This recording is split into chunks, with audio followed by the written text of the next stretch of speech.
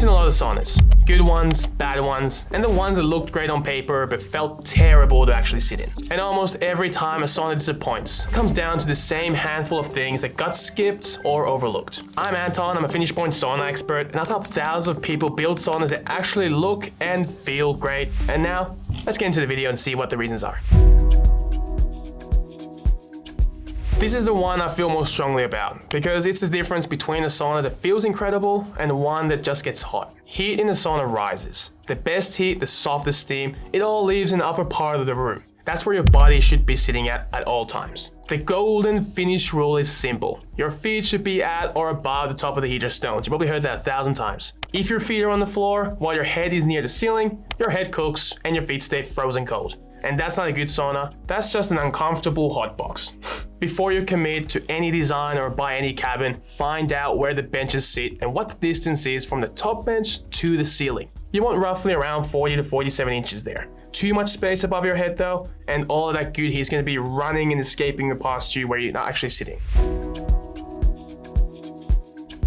I never buy a sauna without knowing exactly how it ventilates. It's the most overlooked part of the whole thing, and it affects every single session. Without proper airflow, two things happen. First, air gets heavy and uncomfortable fast. Your body's working hard in the high heat, and it needs fresh oxygen coming in all the time. And secondly, the sauna never properly dries out after use. And over time, that moisture stays in the wood and creates mold and rot. What you want is simple. A fresh air intake near the heater and the exhaust fan on the opposite wall. That's the basic setup. Air comes in, gets heated, circulates, and then the used air goes out. If a sauna you're looking at doesn't have this, ask about it before you buy. It's not a complicated fix, but it needs to be a part of the plan. This one is small, but I always bring it up because many cabins do get it wrong and it might matter in your cabin depending on how you use it. Above the door of a sauna, there should be a gap, usually around 8 inches, and that's between the top of the door and the ceiling. That space is called the lowly buffer. Every time you open the sauna door, the hottest air and steam tries to escape out of it from the top, and that buffer keeps it inside. If that door opens all the way to the ceiling, then you lose the best heat every single time someone walks in or out. At the same time, if no one's really walking in or out, it doesn't really matter. It's mostly for high traffic saunas. It is a small detail, but in a well-designed sauna, it's usually always there. So just good to keep in mind.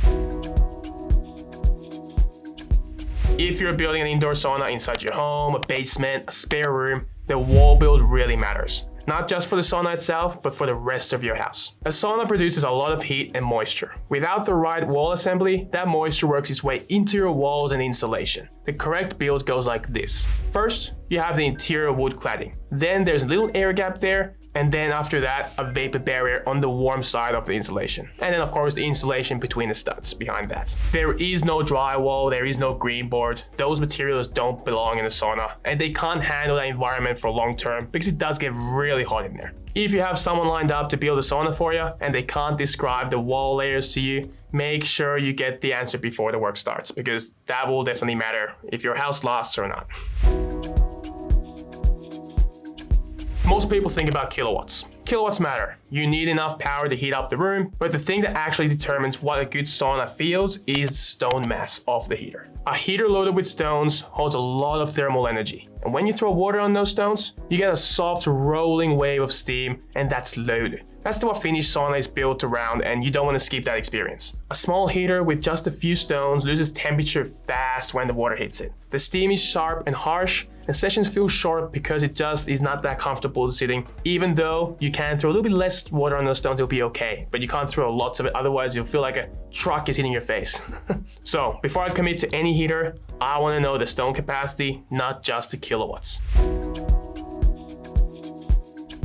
This is the practical one that people leave too late, and it causes real headaches. Before you fall in love with a specific heater, check what your electrical panel can support. Different heaters have different voltage, amperage, and breaker requirements. Finding out your panel can handle it after everything else is planned out and bought, it's definitely not a fun situation that nobody wants to be in that. Talk to an electrician early on into the plan before you commit to anything. It's a quick conversation and it saves a lot of trouble down the line.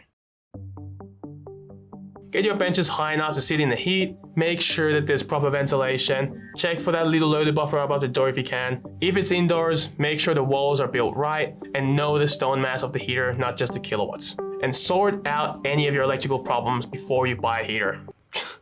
That's just one of the most important things. None of these things are complicated, but skipping any one of them is the difference between the sauna you love using and the one that just takes up space and collects dust. If you want to go deeper into any of these topics we just spoke about, we have full videos on all of these on our channel. Hopefully I'll see you in one of them. Until then, have a nice day, and I'll see you in the next one. Bye.